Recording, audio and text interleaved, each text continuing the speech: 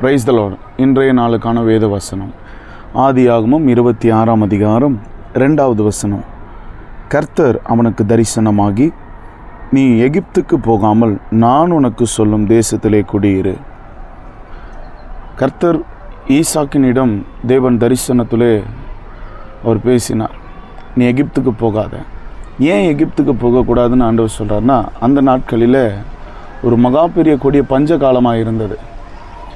அந்த பஞ்ச காலத்தில் ஈசாக்கு எகிப்துக்கு போனால் நமக்கான காரியங்கள் வாய்க்கும் என்று சொல்லி தனக்குள் நினைத்ததை தேவன் அறிந்ததினால் ஆண்டவர் சொல்கிறார், நீ எகிப்துக்கு போகாத, நான் சொல்லுகிற தேசத்தில் மாத்திரம் நீ குடியிரு, நான் உன்னோடு கூட இருந்து உன்னை ஆசீர்வதிப்பேன்.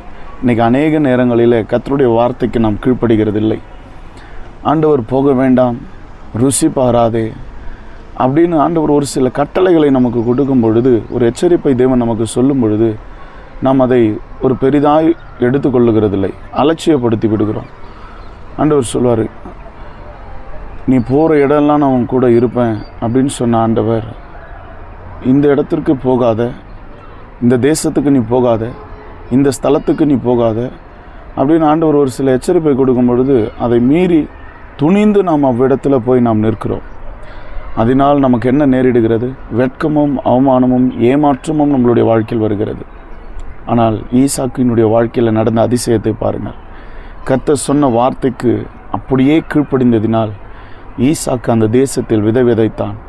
கர்த்தர் 100 தனையான பலனை கர்த்தர் கொடுக்க வைத்தார்.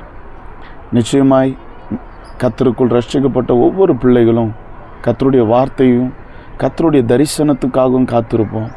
கர்த்தர் நமக்கு சொல்லுகிறவைகளுக்கு நாம் அப்படியே கீழ்ப்படிந்தால் நிச்சயமாய் நாம் செய்கிற வேலையில் 100 தனையான பலனை பெறுவோம். நம் குடும்ப வாழ்க்கையில் ஒரு மேன்மை அடைவோம். எப்பகுதியிலே நாம் வெட்கப்படுகிறோமோ அதே பகுதியில் கர்த்தர் நம் நிச்சயமாய் நம் தலைகளையும் உயர்த்துவார். கீழ்ப்படிதல் நம்மை மேன்மையான ஸ்தலங்களுக்குள் நம்மளை அழைத்து செல்லும். கீழ்ப்படிங்க, ஈசாக்கை போல கீழ்ப்படிந்து தேவனுடைய கரத்துக்குள் அடங்கி இருங்கள். கர்த்தர் உங்களையும் உங்கள் குடும்பத்தையும் பெருக பண்ணி ஆசீர்வதிப்பார். God bless you.